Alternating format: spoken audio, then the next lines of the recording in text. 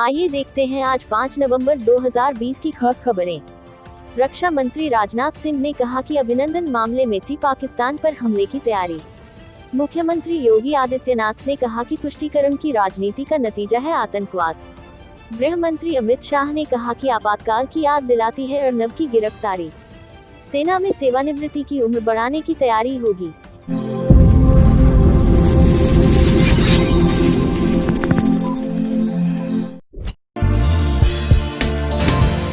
Moral जगाना है, भारत बनाना है, भारत बनाना है। Moral group of companies, always together. आइए देखते हैं शख्सियत कार्यक्रम। जैसा कि हम लोग लगातार आपको अपने इस कार्यक्रम शख्सियत के जरिए दुनिया के तरह तरह के लोगों से मिलवाते हैं जिन्होंने अपने अपने क्षेत्र में अलग अलग काम कर रखे हैं और उस क्षेत्र में अपना उन्होंने नाम किया है।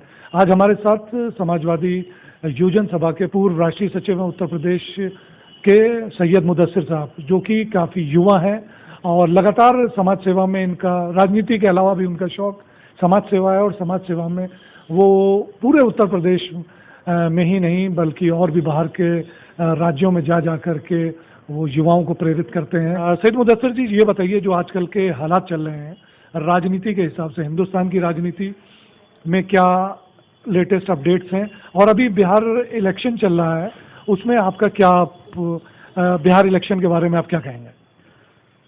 सबसे पहले शख्सियत में आपका मैं शुक्रिया अदा करता हूं वामिक साहब, और जो आपके चैनल के माध्यम से हमारे अर्जी या हमारी बात से सुन रहे हैं उन सबका बहुत बहुत शुक्रिया।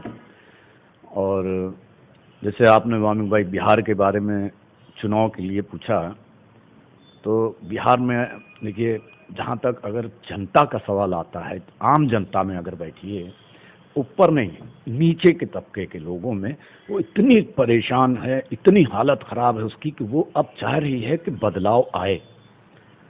सही मायने में अगर मशीनें में गड़बड़ी ना करी तो ये बदलाव बिहार में तय है, बदलाव आ जाएगा। देखिए, आप समाजवादी पार्टी से हैं, तो आपको नहीं लगता है कि आपकी पार्टी के राष्ट्रीय नेताओं को बिहार इलेक्शन में किसी के समर्थन के लिए जाना चाहिए था? क्योंकि आने वाले वक्त में उत्तर प्रदेश का भी चुनाव है और जो बिहार से लगे जो ज़िले हैं उन ज़िलों पे आपके पार्टी का कोई राष्ट्रीय नेता वहाँ गया होता, आपके राष्ट्रीय अध्यक्ष जी गए होते, तो आपको नहीं लगता है कि उनको भी अपने चुनाव में फ़ायदा मिलता?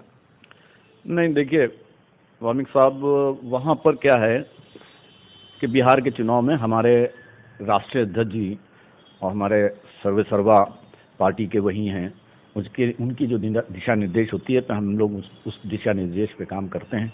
अब ये दिशा निर्देश का जवाब, इसका जवाब तो आपको पार्टी के प्रवक्ता या पार्टी के जो हमारे सीनियर हैं वो ही बता पाएंगे। आजकल के जो माहौल चल रहा है, अभी कुछ दिन पहले तबलीगी जमात पे था, फिर कंगना रनावत, कुछ ऐसा नहीं लग रहा है कि ये कहीं पे कुछ चीज़ें जो पब्लिक चाह रही है उसको वो चीज़ें नहीं मिल रही? देखिए, ये तो आम जनता को, दिमाग को हिप्नोटाइज करने का है। मीडिया भाई माजरत चाहेंगे, लेकिन जो सच्चाई है वो मीडिया सामने लाती नहीं है। सच्चाई ये है कि ना कोई बेरोजगारी पे बात करता है, ना भुखमरी पे बात करता है।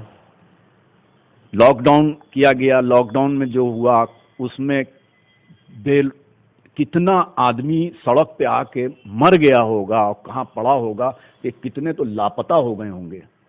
उन पे परिवार से तो कोई जाकर के पूछ ही नहीं रहे कि भाई आपके यहाँ के परिवार के जो बाहर रह रहे थे क्या घर वापस आए हैं? कि युवाओं के लिए, आप भी युवा हैं, आपके राष्ट्रीय अध्यक्ष भी युवा हैं और आपकी पार्टी में ज़्यादातर जो समाजवादी पार्टी सड़क पे आकर के धरना प्रदर्शन करती थी, वो लग रहा है कि युवा तो ख़त्म ही हो गया। तो युवाओं के लिए आपका क्या संदेश है? नहीं, युवा देखिए ख़त्म नहीं हुआ वामिक साहब।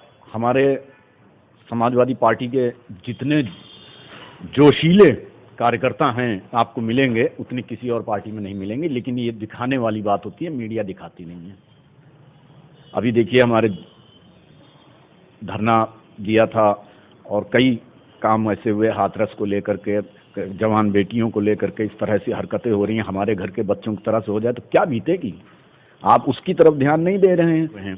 आप डाइवर्जन लिए हुए हैं कि पब्लिक को हिप्नोटाइज करके सच्चाई की चीज सामने नहीं उजागर कर रहे हैं। तो ये थे हमारे साथ पूर्व महासचिव समाजवादी योजना सभा उत्तर प्रदेश के सैयद मुदस्सिर जी, और इन्होंने एकदम सही कहा कि युवाओं को बदलना होगा, युवा बदलेगा तो देश के हालात, देश का वक्त बदलेगा। मैं वामिक खान, कैमरामैन सरजीत सिंह के साथ, फ्रेंड समय उत्तर प्रदेश।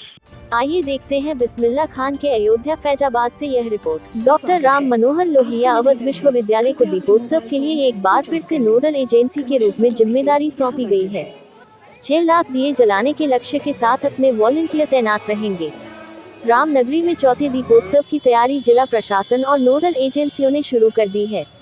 इस संबंध में नगर विधायक अवध विश्वविद्यालय के कुलपति और वरिष्ठ अधिकारियों के साथ दिए सजाने की तैयारी को लेकर चर्चा की गई। इस बार 6 लाख दिए राम की पैड़ी पर एक साथ जलाने का लक्ष्य रखा गया है। यह जिम्मेदारी अवध विश्वविद्यालय को एक बार फिर से सौंपी गई है। दीपोत्सव कार्यक्रम के नोडल अधिकारी प्रो शैलेंद्र वर्मा की माने तो 6 लाख दियों की सप्लाई के लिए टेंडर निकाल दिया गया है। ई टेंडर के जरिए इसकी सप्लाई ली जाएगी। 11 से 13 नवंबर तक आयोजित होने वाले दीपोत्सव आयोजित किया जाएगा।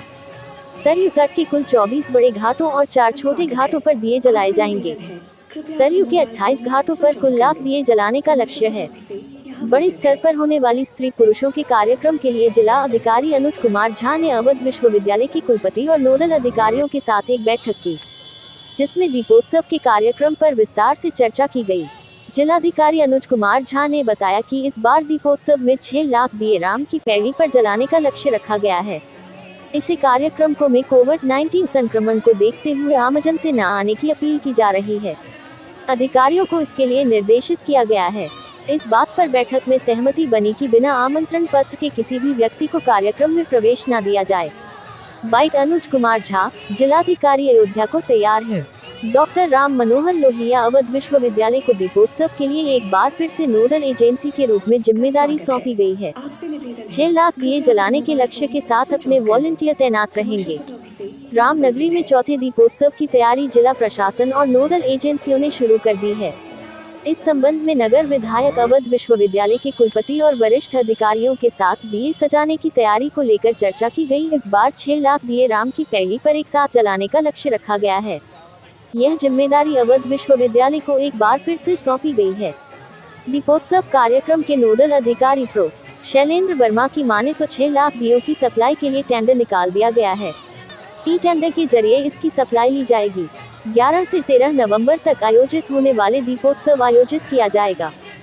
सरयू तट के कुल 24 बड़े घाटों और 4 छोटे घाटों पर दिए जलाए जाएंगे। सरयू के 28 घाटों पर कुल लाख दिए जलाने का लक्ष्य है। बड़े स्तर पर होने वाली स्त्री पुरुषों के कार्यक्रम के लिए जिला अधिकारी अनुज कुमार झा ने अवध विश्वविद्यालय के कुलपति और नोडल अधिकारियों के साथ एक बैठक की, जिसमें दीपोत्सव के कार्यक्रम पर विस्तार से चर्चा की गई। जिलाधिकारी अनुज कुमार झा ने बताया कि इस बार दीपोत्सव में 6 लाख दिए राम की पैड़ी पर जलाने का लक्ष्य रखा गया है। इसे कार्यक्रम को में कोविड-19 संक्रमण को देखते हुए आमजन से न आने की अपील की जा रही है। अधिकारियों को इसके लिए निर्देशित किया गया है। इस बात पर बैठक में सहमति बनी कि बिना आमंत्रण पत्र के किसी भी व्यक्ति को कार्यक्रम में प्रवेश न दिया जाए। बाइट अनुज कुमार झा, जिलाधिकारी अयोध्या। तो दीपोत्सव के संबंध में माननीय सांसद जी, माननीय विधायक सदर और मेयर साहब उपस्थित थे और सभी हमारे अधिकारी उपस्थित थे। तो उसमें दीपोत्सव की तैयारियों की चर्चा की गई। उनके भी सुझाव सब लिए गए कि किस प्रकार से इसको कोविड से सुरक्षित ढंग से इसको संपादन कराया जाए। और इसमें सभी इसमें सहमत थे कि बेस्ट ये होगा कि इसमें कोई भी जो बिना इनविटेशन के व्यक्ति वहाँ पर ना पहुँचे, और जो अन्य जनपदों से भी लोग आते हैं तो अन्य जनपदों के भी अधिकारियों से इस संबंध में अनुरोध कर लिया जाए कि अपने यहाँ वो बैठकें करा करके, चाहे पीस कमेटी की है या दूसरे प्रमुख लोगों की है, बैठक करा करके और उन्हें इस बात से आगाह करें कि अभी अनावश्यक भीड़ भाड़ में जो है लोगों को कोविड के संक्रमण का खतरा रहेगा, तो लोगों को आने से मना किया जाए। तो ये सभी ने सहमति अपनी व्यक्त की और उन्होंने हमसे ये अपेक्षा की कि मैं इसमें संपादन कराऊंगा। और इसके अलावा केंद्रीय सूचना मंत्री प्रकाश जावड़ेकर ने कहा, उम्मीद से ज्यादा तेजी से पटरी पर लौट रही है अर्थव्यवस्था। सर्विस सेक्टर में दिखाई सुधार की तस्वीर। शेयर बाजारों में लगातार तीसरे दिन तेजी का दौर। अब मुकदमा दायर होने के दिन से ही मिलेगा गुजारा भत्ता। अमेरिका में कांटे की टक्कर के आसार।